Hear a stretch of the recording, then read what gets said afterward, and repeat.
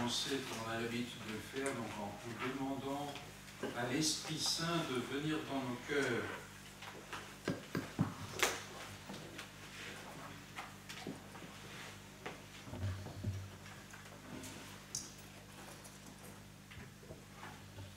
Viens, Esprit Saint, viens nous visiter, viens dans nos cœurs, dilate-les, donne-nous d'avoir soif de toi, donne-nous de nous mettre toujours davantage à l'école des inspirations que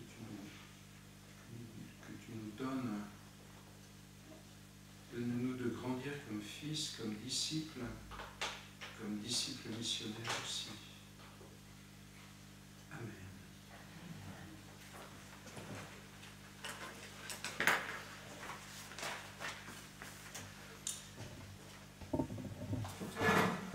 Alors je confie à votre prière aujourd'hui. L'une d'entre nous quitte avant parce que sa maman est décédée. Alors c'était une maman qui avait 99 ans, mais c'est une maman. Quel que soit l'âge, quand on a père, c'est beaucoup. Et c'est une maman qui s'appelait Thérèse. Voilà. Alors on la confiera à sa patronne, sa sainte patronne. Bien. Espérer au pire de l'épreuve, Thérèse y est parvenue. Voilà, c'est la thématique d'aujourd'hui, hein, la dernière. Donc celle de l'espérance. L'espérance est de tous les temps, évidemment, mais il y a un défi particulièrement vrai, fort pour notre temps. On peut dire qu'une des crises de notre temps, c'est la crise de l'espérance. Ce n'est pas seulement pour les chrétiens, c'est beaucoup plus large. On est dans une société en panne d'espérance. Et quand il n'y a pas d'espérance, évidemment, on a une société anxiogène. Et de fait, l'avenir semble de plus en plus opaque. Ça, c'est vrai que c'est difficile de le prévoir. Non seulement opaque, mais inquiétant. Comme s'il était miné de bombes à retardement. Alors la bombe environnementale, migratoire, démographique, économique, et j'en passe. Alors, vous avez un bon indicateur de ça. J'ai été voir un peu l'indice de fécondité. Et évidemment, ça dit beaucoup. Est-ce qu'on est prêt à donner la vie à des enfants qui seront jeunes adultes dans 20 ans? Alors j'ai regardé et c'est passé en 2014, c'est pour le, vous savez, on prend toujours le créneau 30-34 ans, enfin les femmes de 30-34 ans, c'est baissé de 13,1%, 5 ans après à 12,6%, 5 ans après 11,1%. Ça veut dire qu'il y a à la fois une baisse, mais en plus une accélération de la baisse. Bon, c'est pas pour faire de la sociologie hein, que je vous dis ça, mais évidemment, ça dit quelque chose de notre temps.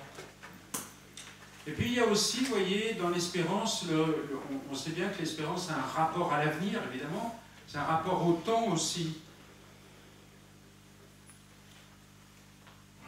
C'est que le temps est considéré comme un ennemi à vaincre.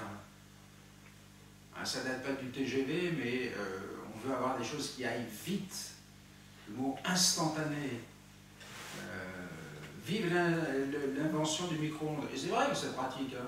En 3 minutes, ce qui demandait une demi-heure ou un quart d'heure de cuisson, c'est fait. Vous voyez, on est dans une société qui est fâchée avec le temps, sauf que le temps, c'est le temps aussi des vraies croissances. On peut pas, il y a des choses qui ont besoin de temps. On voudrait couper court aux attentes, à la patience, au rythme lent de la croissance humaine. Le temps des machines n'est pas celui des hommes.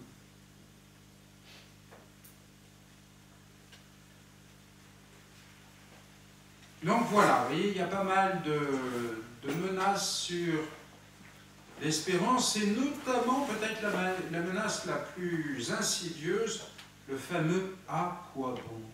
À quoi bon? À quoi bon? De toute façon, c'est perdu d'avance. C'est ça qu'il y a un peu hein, derrière le « à quoi bon ». Le pape François a beaucoup parlé de ces choses-là.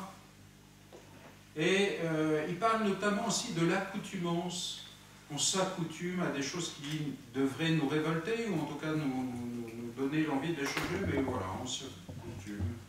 Et à cause de l'accoutumance, nous n'affrontons plus le mal et nous permettons que les choses soient ce qu'elles sont.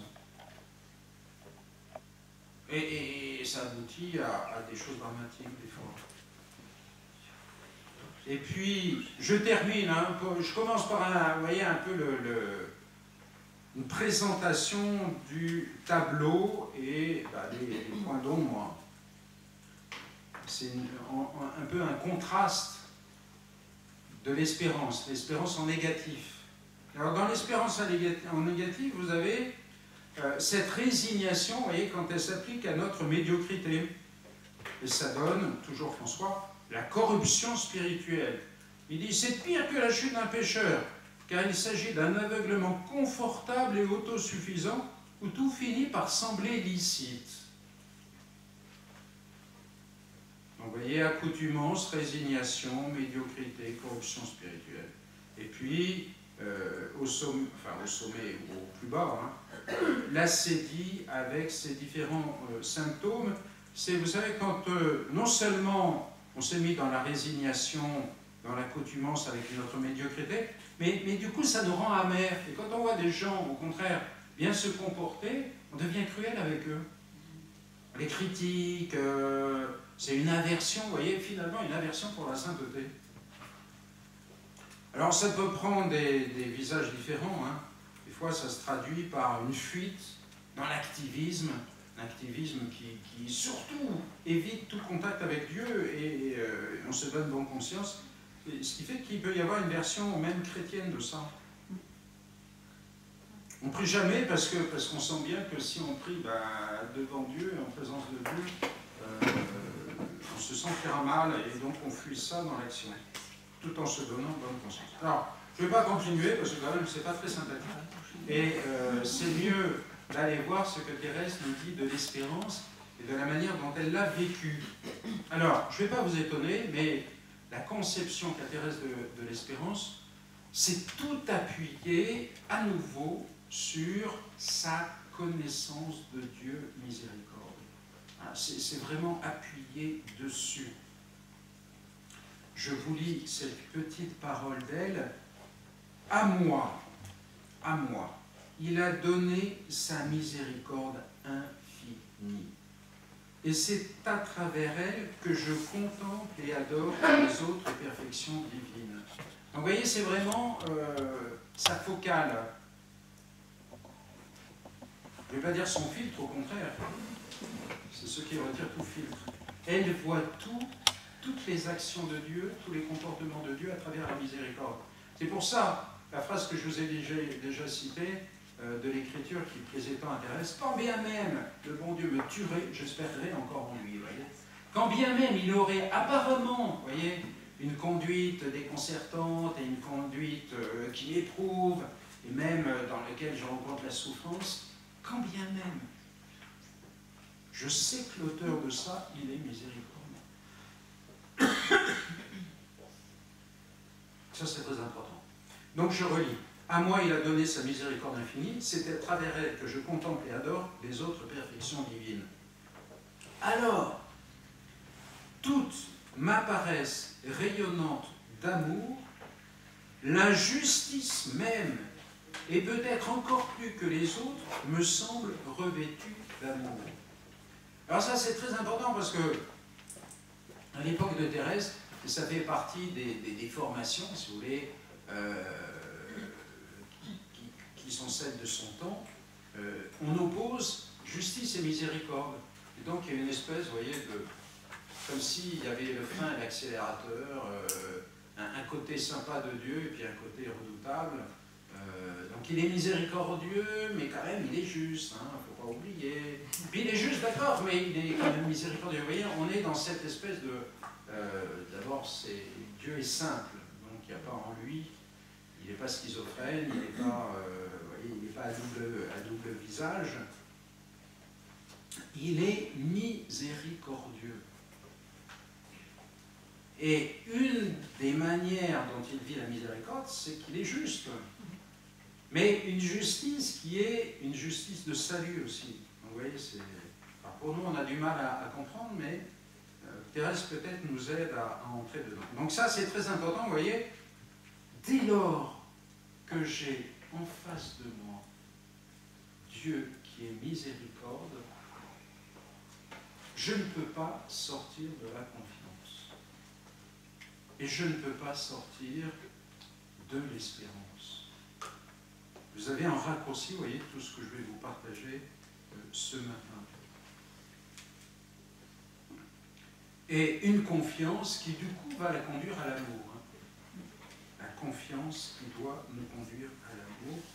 Et du coup, vous voyez, vous avez une Thérèse qui, quand elle dit le secret de sa vie, quand elle prend, vous voyez, un peu de recul, elle commence à écrire donc, les manuscrits autobiographiques, une forme d'autobiographie, elle dit tout au début, « La miséricorde seule a fait tout ce qu'il y a de bien en moi. » Vous voyez, quand Thérèse, je ne sais pas que si nous on avait à écrire notre vie maintenant, parce qu'on écrirait, mais Thérèse dit, écoutez, si je regarde ma vie et ce que je suis, finalement l'essentiel, c'est je suis l'œuvre de la miséricorde de Dieu. Je suis le fruit de son amour. Alors, vous comprenez que quand on regarde la vie comme ça, vous devinez déjà ce que peut être l'espérance de Thérèse. Et du coup, très logiquement, enfin, ou plutôt, elle constate, ce qui lui plaît à Dieu, donc, c'est de me voir aimer ma petitesse et ma pauvreté, c'est l'espérance aveugle que j'ai en sa miséricorde.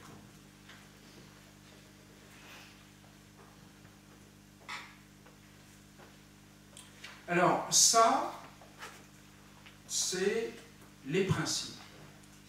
Et maintenant, ce que je vous propose, c'est d'aller voir un peu de près, j'allais dire, le crash test de la petite voix. Je m'explique. Chaque fois que vous avez un nouveau modèle automobile, il y a, vous savez, les étoiles, c'est quoi, c'est C4 ou je ne sais plus quoi, on fait des crash tests. Et donc on vérifie si la voiture est solide, on vérifie si les airbags fonctionnent bien, et on vérifie si les mannequins qu'on met dans le prototype sont, dans quel état ils sont quand on lance la voiture à 100 km/h sur un mur, etc. etc. Eh bien, on peut dire que les 17-18 derniers mois de la vie de Thérèse, c'est d'une certaine façon, l'épreuve, mais visible, la mise à l'épreuve, ou plutôt le crash test de sa petite voix et surtout la vérification que de fait, sa petite voix, même menée dans des conditions extrêmes, eh ben, c'est un chemin de croissance, d'amour, de réussite de vie en quelque sorte.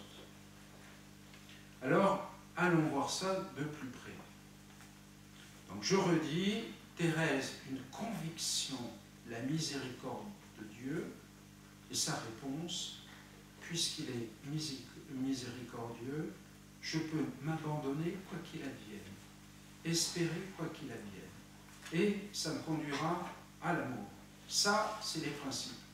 Maintenant, ben voyons comment ça se passe.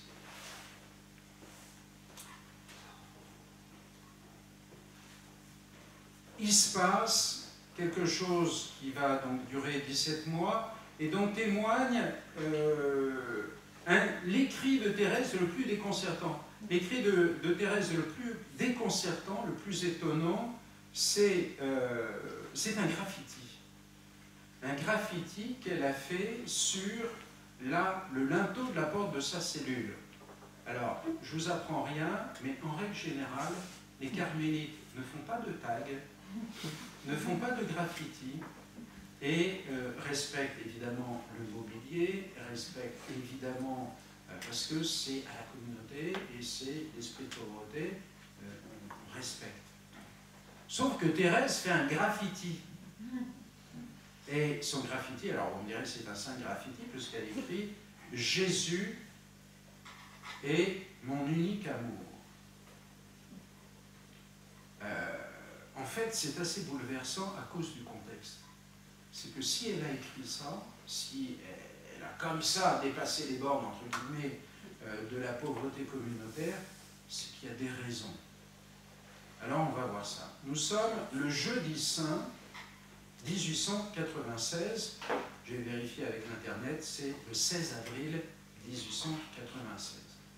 Thérèse a eu ses premières hémoptysies, donc premier crachement de sang, si vous voulez, et bah voilà, ce sont les premières manifestations de cette tuberculose.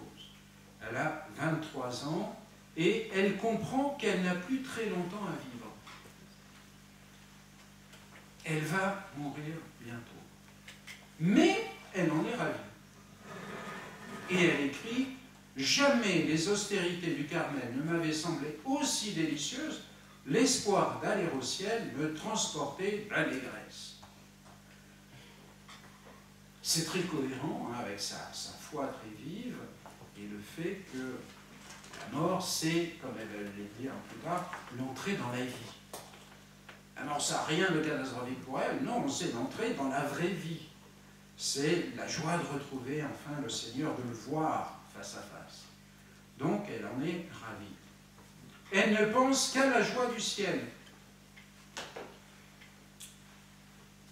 Sauf que, donc vous voyez, ça c'est jeudi saint, elle a les premières hémoptysies, sauf que, soudain, cette joie disparaît.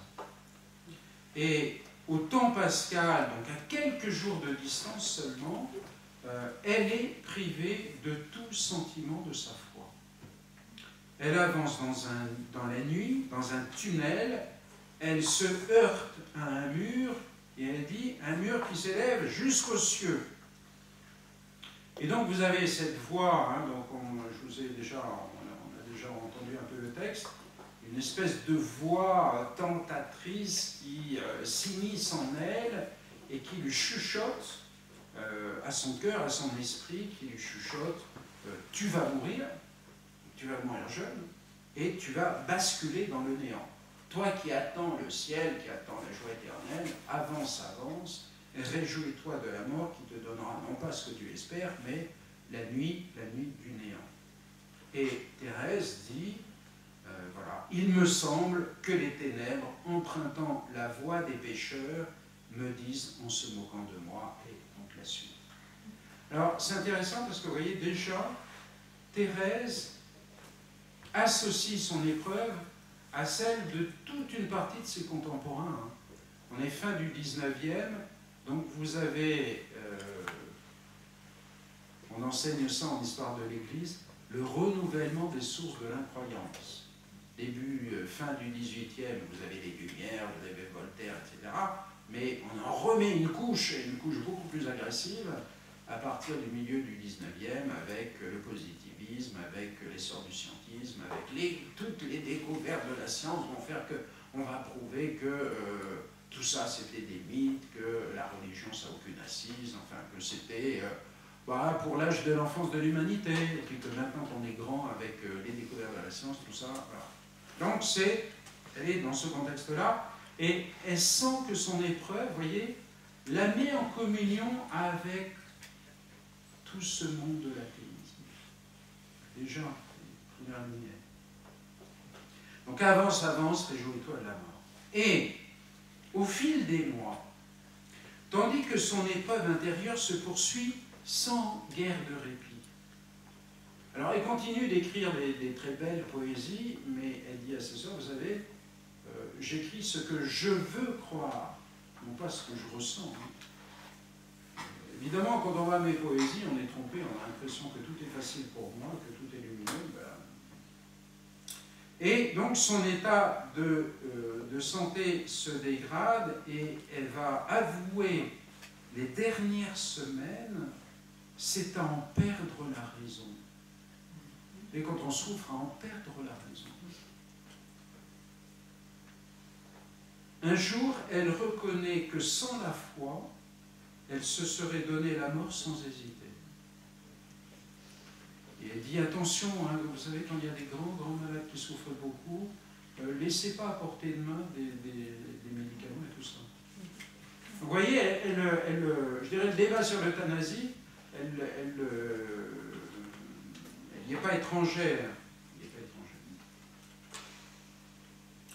Donc, elle n'a plus aucune raison humaine de vouloir continuer à vivre. Voilà ce que ça signifie. Hein. Quand on pense au suicide, ça veut dire, au plan humain, j'ai aucune... Au contraire, chaque jour qui passe est un jour qui apporte son lot de souffrance, et il y a des semaines, on a l'impression que c'est tous les jours un peu plus. Mais cette lutte, elle tient bon. Elle tient bon, déjà au plan de la foi, c'est sa réponse. Hein, je crois avoir fait plus d'actes de foi depuis 1 an que pendant toute ma vie. Alors, déjà, vous voyez, dans ces circonstances, qu'elle ne se soit pas effondrée, c'est déjà énorme. C'est déjà énorme. Mais ça ne dit pas tout. C'est ça qui est extraordinaire. C'est qu'en fait, on pourrait dire, si déjà t'en restes à tenir bon, déjà ce serait un miracle. Mais ce qui est alors complètement étonnant, c'est que tous ces mois, jusqu'à sa mort, c'est une montée qui continue. C'est une montée qui continue. L'ascension continue et même elle passe à une vitesse supérieure. Et quand on a lu cette année, j'ai compris enfin ce qu'était la charité, c'est pendant ce moment-là. Hein. Alors elle n'a pas, évidemment, quand elle dit ça, elle n'a pas encore, la tuberculose n'a pas encore pris tout son développement, mais déjà elle est tuberculeuse et déjà elle est dans la nuit de la foi. Donc l'ascension continue et même elle s'accélère. Et elle écrit, elle reprend, si vous voulez, à cette époque, un texte de Saint Jean de la Croix qu'elle fait complètement sien et que je vais vous lire. Appuyé sans aucun appui, sans lumière et dans les ténèbres, je vais me consumant d'amour. Consumant d'amour, comme la bûche qui est consumée par le feu. Donc, appuyé sans aucun appui. Ça dit, vous voyez, ça c'est l'espérance. Appuyé sans aucun appui. D'ailleurs, je suis vraiment appuyé. Je suis vraiment appuyé sur Dieu et sans aucun autre appui. C'est-à-dire, il n'y a rien humainement. Humainement, peut-être que je constate des échecs. Peut-être qu'humainement, je suis dans l'incertitude totale. Peut-être que humainement, je suis dans un contexte qui ne cesse de rajouter des menaces, des inquiétudes, des soucis. Vous voyez, sans aucun appui autre que le seul qui me reste, mais qui est suffisant.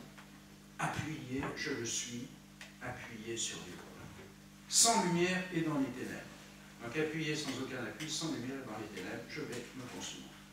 Donc elle ne ressent plus rien de l'amour de Dieu pour elle, mais elle en est convaincue. Oui. Je redis, il n'y a plus le ressenti, mais voilà.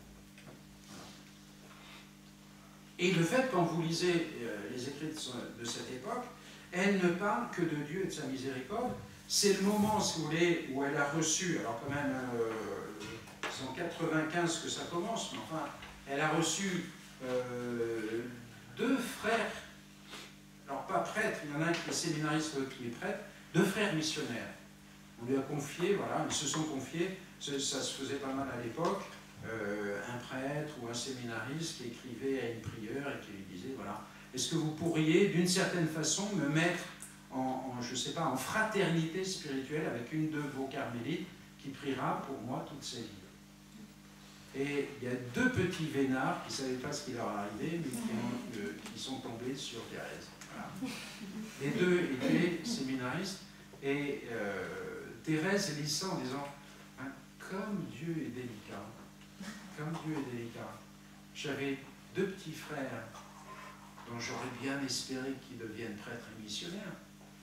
Et ils sont morts avant ma naissance.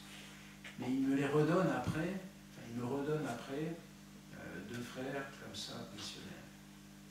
Vous voyez, elle est capable aussi, c'est ça qui est beau avec elle, de décrypter les délicatesses de Dieu. Moi, je me dis, on n'est peut-être pas moins qu'elle l'objet des délicatesses de Dieu, sauf que souvent, on est un peu myope. On ne le voit pas trop. Elle est capable de... Oh, ce qu'il m'a fait là, c'est trop beau, quoi.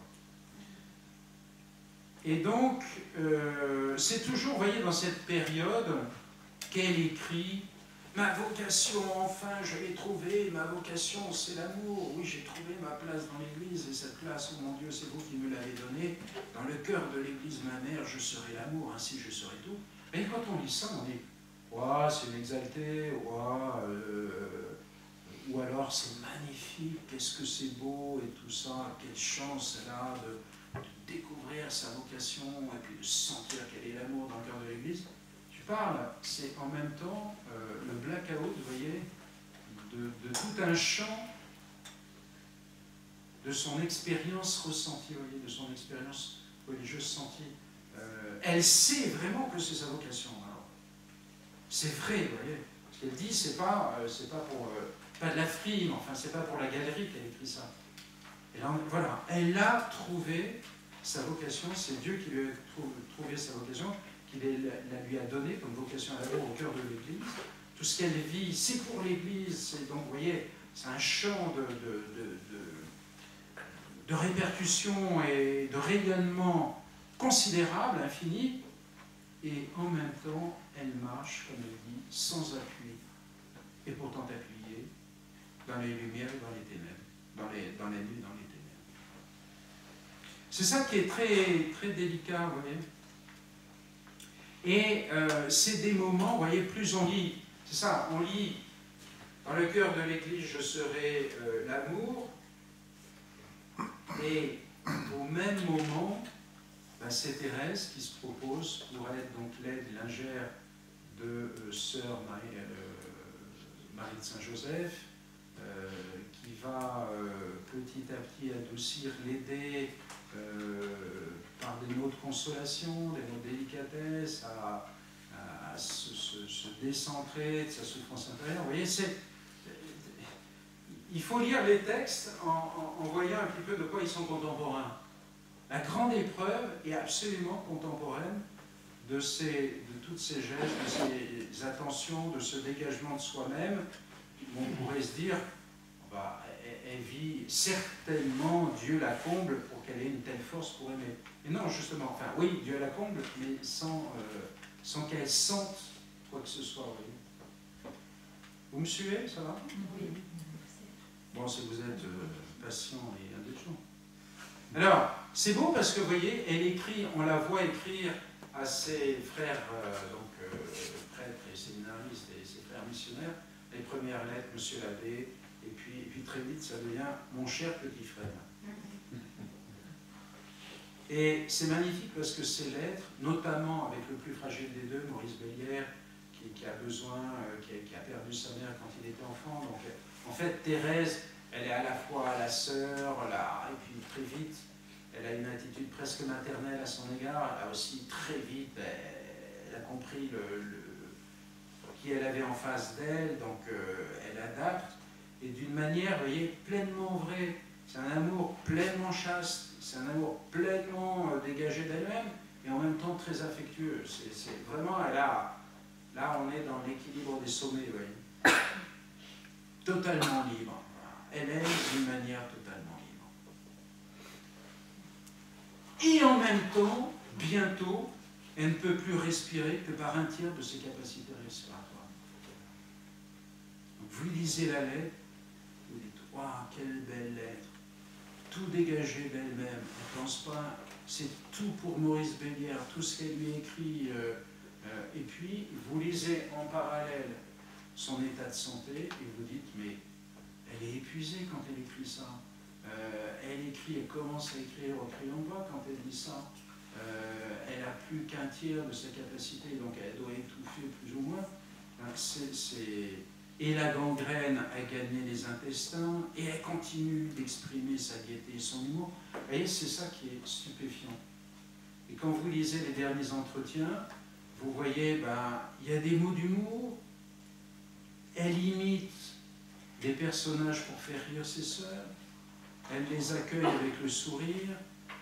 Hein, c'est plus qu'humain, quoi. Et elle qui, par moments, dit, hein, elle souffre, c'est comme si j'étais assise sur des épines enfin, des pointes de fer. Voilà. C'est comme si j'étais assise sur des pointes de fer, et en même temps, elle console celle qui la visite. Et donc, son infirmerie devient un centre d'attraction et de rayonnement. Donc ça, c'est déjà un premier point. Deuxième, enfin, autre point, si vous voulez, c'est qu'elle fait de son épreuve contre la foi le lieu et l'occasion d'une proximité inattendue avec les incroyants, pour lequel elle intercède et pour lequel elle offre tout. Hein, c'est quand les tentations reviennent plus fortes, tentation de l'athéisme, la tentation de tout ça, je cours vers mon Jésus, je lui dis être prête à verser jusqu'à la dernière goutte de mon sang pour confesser qu'il y a un ciel, je lui dis que je suis heureuse de ne pas jouir de ce beau ciel sur la terre, afin qu'il l'ouvre pour l'éternité aux pauvres incrédules. Je suis prêt à prendre la peine, la souffrance, la réalité de l'athéisme comme privation de Dieu, et donc je suis prêt aussi à être privé de la jouissance de la foi, la jouissance de savoir que Dieu m'aime. Je suis prêt à en être privé comme eux, mais eux à cause de leur athéisme. Je suis prêt à vivre ça avec eux, mais pour que il leur soit ouvert les portes de l'éternité. Et elle est déjà dans l'échange de Jésus, hein, le même échange de Jésus, qui prend sur lui le péché de l'humanité pour notre salut. Donc c'est très impressionnant. Et je fais une petite parenthèse ici, c'est que vous voyez, dans l'épreuve de Thérèse, il y a du sens. Et on sait bien hein, que ce qui rajoute pour nous à l'épreuve, c'est quand l'épreuve paraît absurde. Et pour un chrétien, en soi, l'épreuve peut ne pas être absurde. En tout cas, Thérèse nous montre le chemin, ce qui fait qu'une épreuve n'est plus absurde. La seule chose qui fait qu'une épreuve n'est plus absurde, c'est l'amour. C'est l'amour qui fait que c'est pour quelqu'un, c'est pour un autre, c'est pour les autres, c'est pour l'Église, c'est pour les hommes, c'est pour mes pauvres incrédules, etc., etc. Alors, rajoutez à ça, parce que vous n'êtes pas terminé, hein, ce qu'on a appelé l'affaire Diana Vaughan. Alors, c'est quoi cette histoire? Cette histoire, ça commence en 1895. L'apparition dans le monde de l'édition d'époque d'un livre qui très vite est un succès de librairie, qui est la révélation par une femme qui s'appelle Diana Vaughan. C'est un récit de conversion, et elle dit qu'elle est passée dans les milieux sataniques, qu'elle a été initiée, et très haute initiée des milieux sataniques, qu'elle est passée par la franc-maçonnerie, etc. Bon. Et qu'elle a été convertie à l'exemple de Jeanne d'Arc. Alors évidemment, les milieux catholiques sont tout émoustillés par ça. Vous voyez bien, le satanisme, la franc-maçonnerie, tout ça, c'est la même chose. Et c'est magnifique, vous voyez, à la prière de Jeanne d'Arc. Les récits de conversion nous touchent, hein, toujours. Donc là, c'est un récit de conversion de l'époque. Et il y a une suite, c'est-à-dire qu'il y a la parution, toujours par Diana Vaughan, d'une neuvaine eucharistique, un très beau texte que Thérèse a entre les mains, qui la touche beaucoup, enfin qu'elle trouve très beau.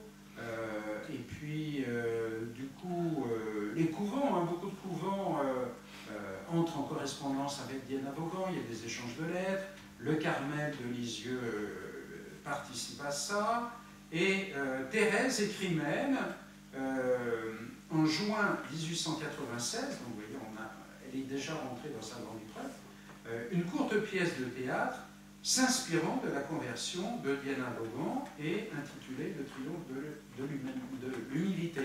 Vous voyez, on peut dire que Diana Vaughan fait partie de la vie du Carmel. On parle on lit au moins une partie de ces récits. Je pense qu'on devait sauter les parties un peu glauques, mais voilà. Et Mère Agnès envoie dans le courrier à Diana Vaughan une photo de Thérèse jouant le rôle de Jeanne d'Arc. Tout ça, c'est magnifique. Puis quand même, vous avez des gens qui doutent et qui disent, mais quand même, cette histoire, c'est un peu curieux. Alors, et vous voyez, il y a des bruits comme ça qui circulent, et du coup, Diana Vaughan dit, ben, écoutez, c'est bien simple, puisque vous mettez en doute mon existence et tout ce que j'ai écrit, eh bien, j'organise une conférence de presse. Et donc, la salle est pleine de journalistes, des journalistes anticléricaux, des journalistes catholiques, enfin c'est plein. Et la conférence de presse va commencer et est projetée sur le mur une photo, qui est la photo de Thérèse en Jeanne d'Arc, celle qu'avait envoyée donc Mère Agnès.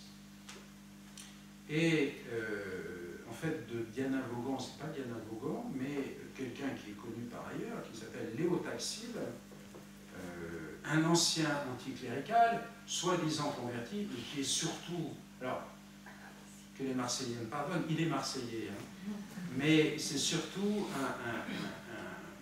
un auteur de canular, et plus c'est gros, et mieux c'est pour lui.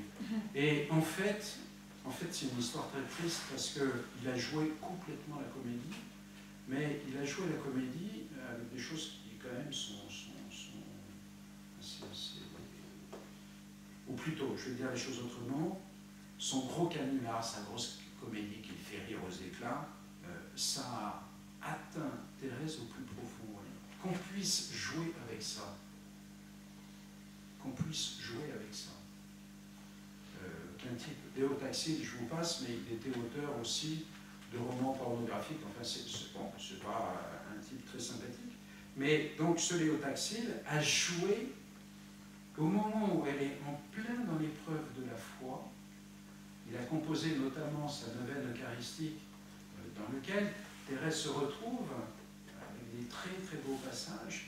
Il a joué avec sa foi au moment où des voix intérieures lui disent tout ça c'est de la blague. Et justement, vous avez quelqu'un qui, tout ce que j'ai fait c'est de la blague. Ces belles prières c'est de la blague.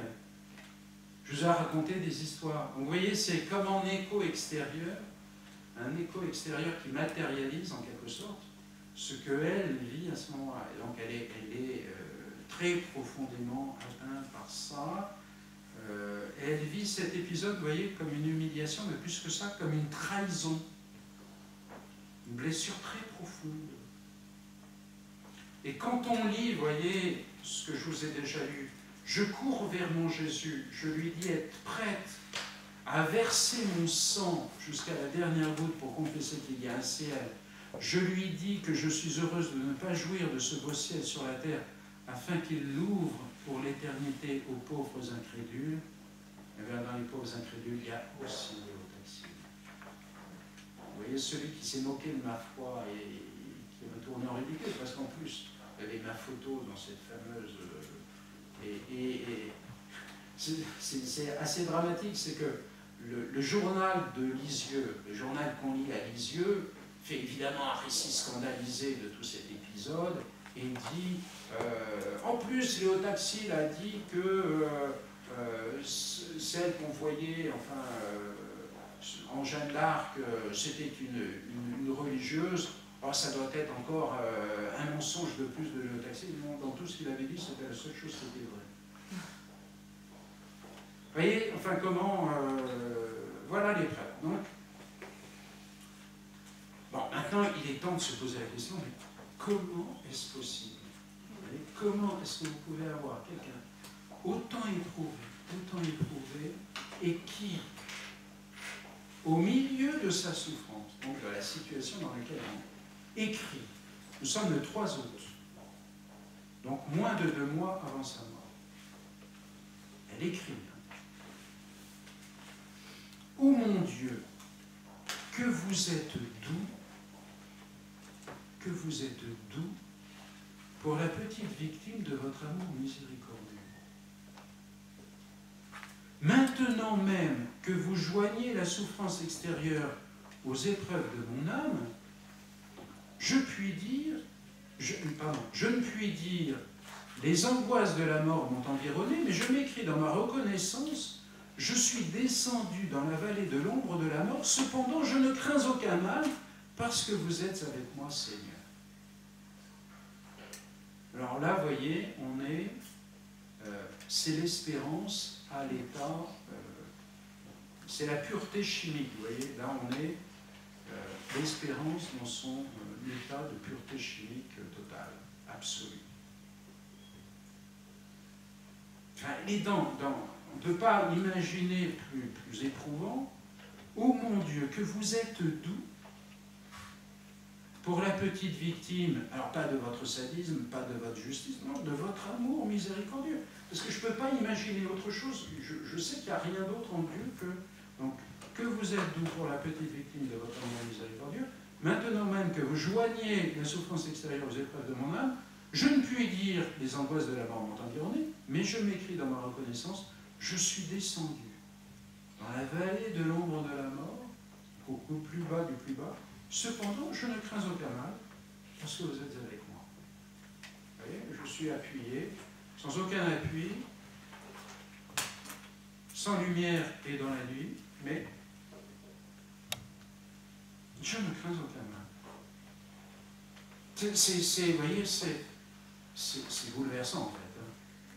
Où trouver la force de plaisanter pour consoler les autres, la force de bénir, la force de rendre grâce au Seigneur, la force de gémir aussi, hein, mais d'avancer encore et d'aimer toujours mieux, toujours davantage. Vous voyez. Alors, vous avez une réponse en fait à ces questions, une réponse à Marie du Sacré-Cœur. Alors je vous explique un petit peu. Thérèse a écrit le manuscrit B, dans lequel, c'est ce fameux manuscrit dans lequel elle parle justement de ses désirs du martyr, de ce désir d'avoir toutes les vocations. C'est là où elle écrit « Ma vocation, enfin je l'ai trouvée, ma vocation c'est l'amour ».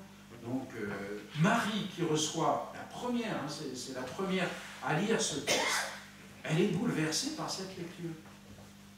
Sauf qu'elle est triste en même temps, parce qu'elle écrit à Thérèse, quand même, j'aimerais bien aimer comme vous, mais la preuve que je n'aime pas comme vous, c'est que moi j'ai aucun désir du martyr, j'ai aucune envie de souffrir. C'est bien la preuve que je ne suis pas du tout à votre niveau. Et donc je rends grâce au Seigneur, je suis admiratif de ce qu'il a fait en vous, mais en même temps je me dis, voilà, tu regardes ça de tout en bas, quoi. Peut-être devant toi une espèce de géant, et voilà. Et Thérèse lui répond, et lui dit, sœur chérie, parce que Marie est donc à la fois, Marie c'est la sœur aînée de la fratrie, une carmélite comme elle, et puis c'est celle que Thérèse a choisie comme troisième maman.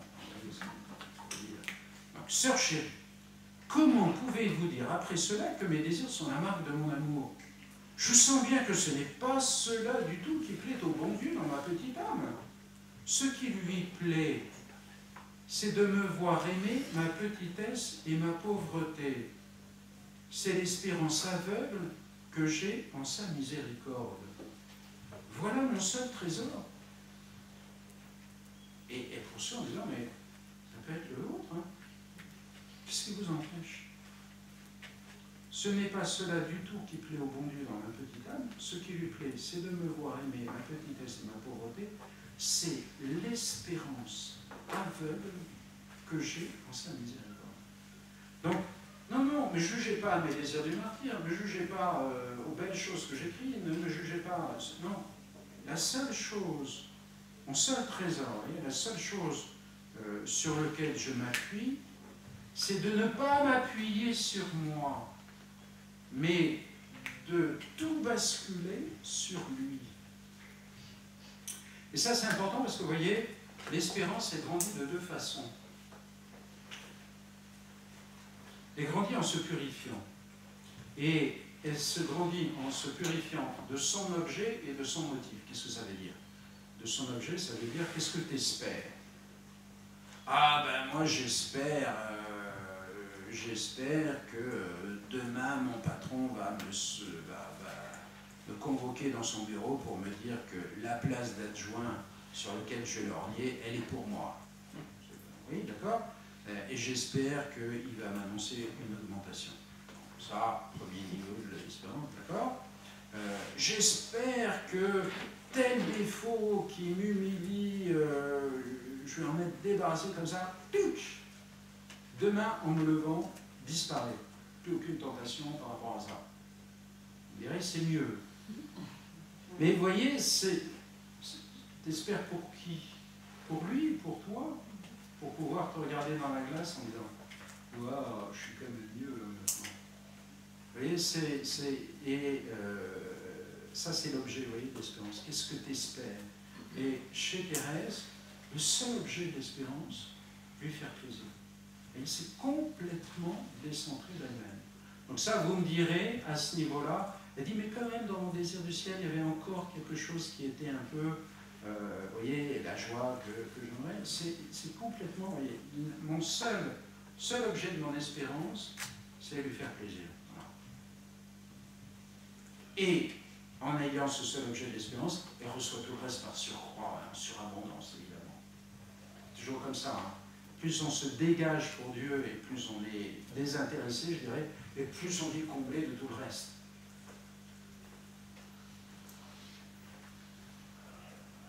Donc ça, c'est la purification de l'espérance par rapport à l'objet. Et par rapport au motif, t'espères par rapport à quoi? Pourquoi t'espères?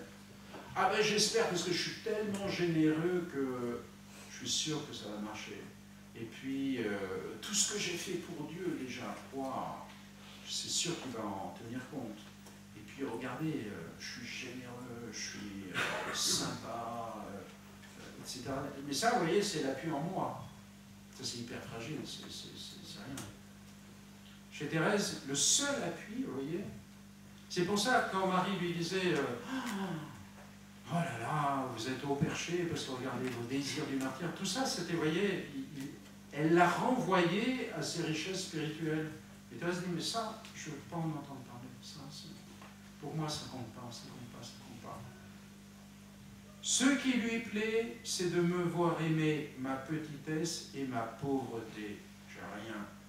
Mais si Thérèse a des choses, oui, mais je ne le vois pas. Je ne le vois pas. J'en suis désapproprié, vous voyez. Ça vient de lui, c'est un cadeau de lui. Je ne l'ai pas dans ma poche. Ma poche, elle est vide. Ah, mais il a rempli au fur et à mesure. Ben voilà. C'est l'espérance aveugle que j'ai en sa miséricorde. Voilà. C'est mon seul trésor. Une espérance aveugle.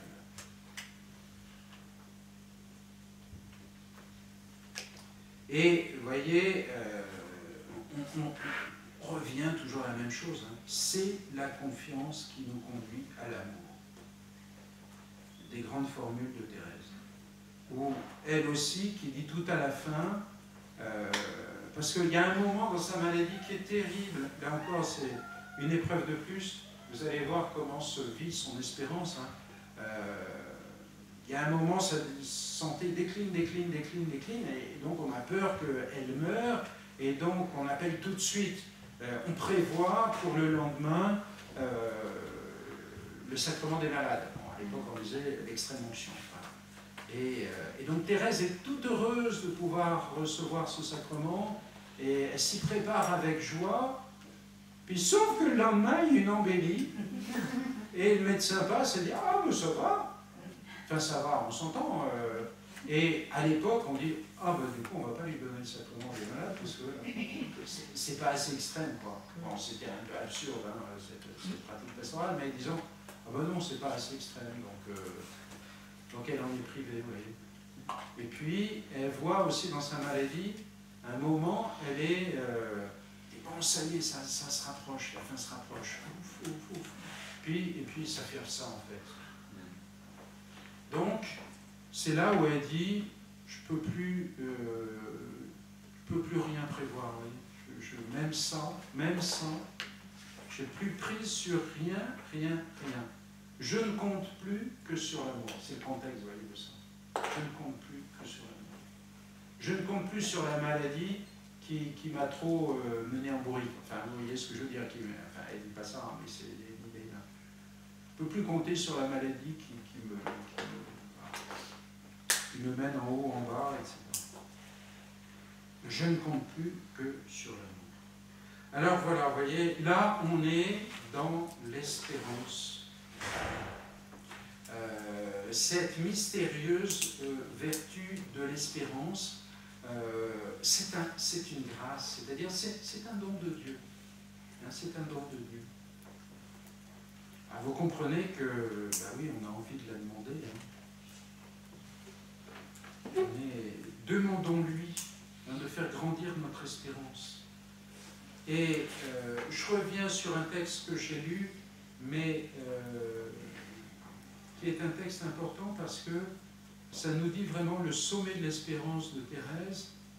C'est Thérèse accepte de passer par la mort. Je pense que l'espérance, comme la foi, comme la charité, etc., elle grandit aussi, ou plutôt, les épreuves peuvent être l'occasion de la faire grandir. Ce n'est pas l'épreuve comme telle qui fait grandir, hein, mais peuvent être l'occasion de faire grandir des choses. Des fois, on le voit dans les relations humaines, dans l'amitié, par exemple. Des fois, il y a des épreuves ou des moments qui soit mettent en péril notre amitié, soit au contraire l'aident à passer un cap, à aller plus haut. Il y a eu quelque chose qui a fait que, peut-être dans cette amitié, il y avait quelque chose qui n'était pas très vrai, ou un peu bancal, ou qui demandait... Et voilà. L'épreuve, d'une certaine façon, l'a mise un peu... oui, la mise à l'épreuve, la mise au révélateur, vous voyez. Et la mise au révélateur est de fait une vraie amitié entre nous, et donc, malgré ce cap qui a été difficile à passer, je n'ai pas envie de sacrifier cette amitié. Elle a trop de prix pour moi et je m'en rends compte. Et donc, voilà, on se donne les pardons mutuels ou on va plus loin, vous voyez, plus de vérité. On se dit des choses qu'on ne s'était pas dit et qu'il fallait se dire, etc. Bref. Et vous voyez, là, c'est, je dirais, l'épreuve de l'acceptation de la mort. Je vous lis le texte, 3 août. « Ô mon Dieu, que vous êtes doux pour la petite victime de votre amour miséricordieux. Maintenant même que vous joignez la souffrance extérieure aux épreuves de mon âme, je ne puis dire les angoisses de la mort m'ont environné, mais je m'écris dans ma reconnaissance, ça y est, je suis descendu dans la vallée de l'ombre de la mort. » L'épreuve de la nuit de la foi, donc d'une certaine façon l'épreuve de la mort de Dieu, donc comme s'il était, vous voyez, absent, l'épreuve de la mort de Dieu, ou de son silence, je suis descendu dedans. L'épreuve de ma mort à moi qui se présente, qui est là. Et déjà, l'épreuve de la mort, vous voyez, la mort de mes poumons, je n'ai plus qu'un tiers de ma capacité respiratoire. Vous voyez, la mort qui grignote, qui petit à petit me retire une partie de mon corps. Hein, c'est du très concret. Hein.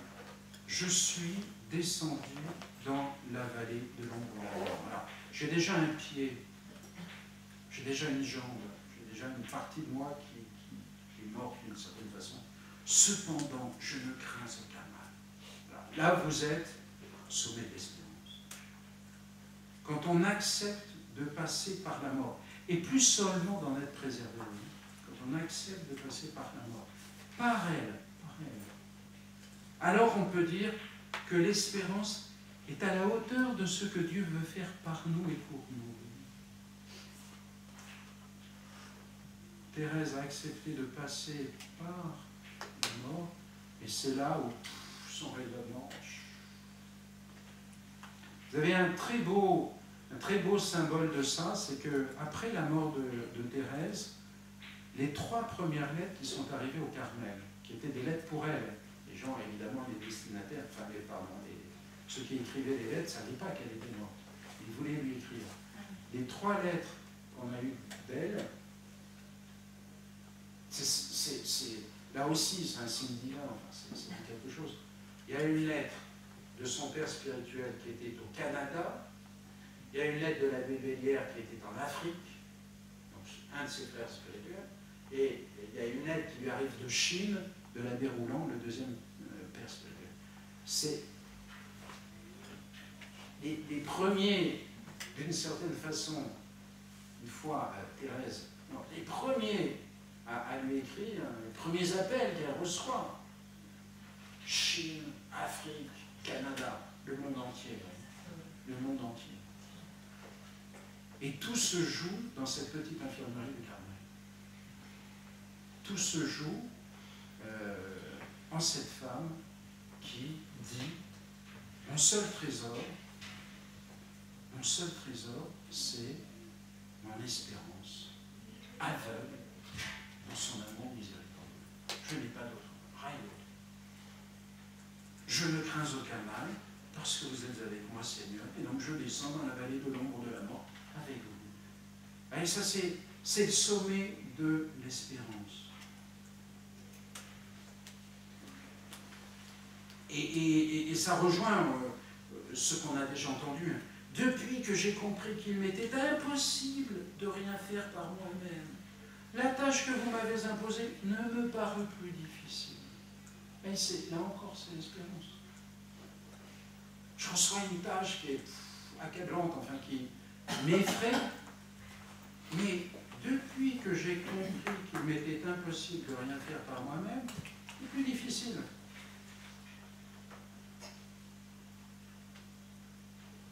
Et alors je termine par ça, une lettre de...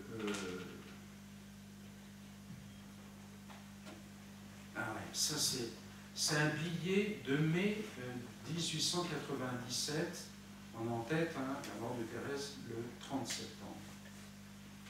Donc c'est très impressionnant, je trouve ça magnifique. Mais vous allez comprendre. Donc Thérèse est fiévreuse, épuisée par la tuberculose, et une sœur vient l'importuner. Enfin, elle est épuisée. On sait bien qu'elle est une grande malade, qu'elle est en état de mort, enfin de mourir. Et une sœur vient l'importuner pour des travaux de peinture à faire.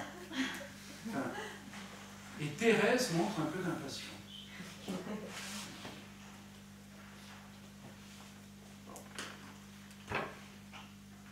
Et Thérèse écrit, avant la fin de la journée, elle écrit un petit billet à Mère Agnès, qui était témoin.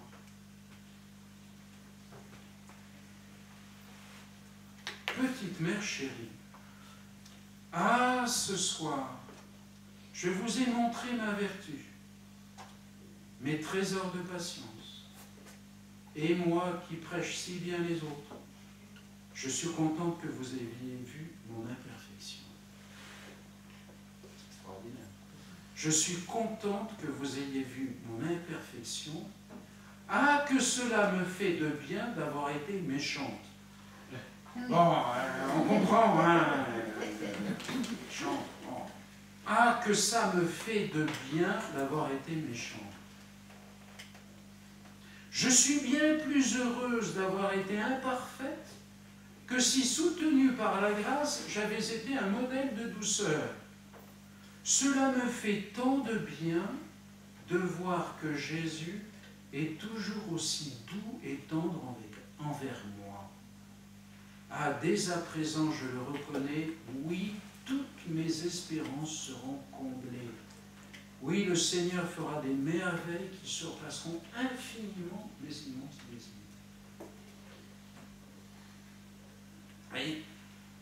Elle fait l'expérience que, oui, elle est imparfaite. C'est pas grave. Évidemment, si j'avais été soutenu par la grâce, j'aurais fait un grand sourire à celle qui vient m'importuner. Ben voilà, je n'ai pas été fait. Jésus m'a montré ce que je suis par moi-même, et je suis tellement accroché à lui, et tellement confiante, et tellement appuyé sur lui, que je sais tellement qu'il est toujours aussi doux et tendre envers moi, que je le reconnais, oui, toutes mes espérances seront comblées. Vous voyez, dans mes espérances seront comblées, c'est ça qui est magnifique, c'est qu'elle est encore plus certaine que ces espérances seront comblées, non pas après l'expérience de s'être bien comporté, autrement dire, même là, je me suis bien comporté, donc moi, j'ai des raisons d'espérer que j'aurai la récompense.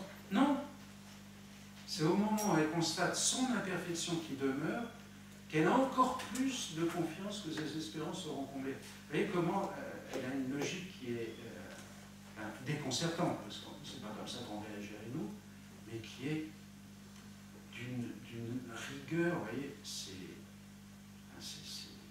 il est miséricordieux.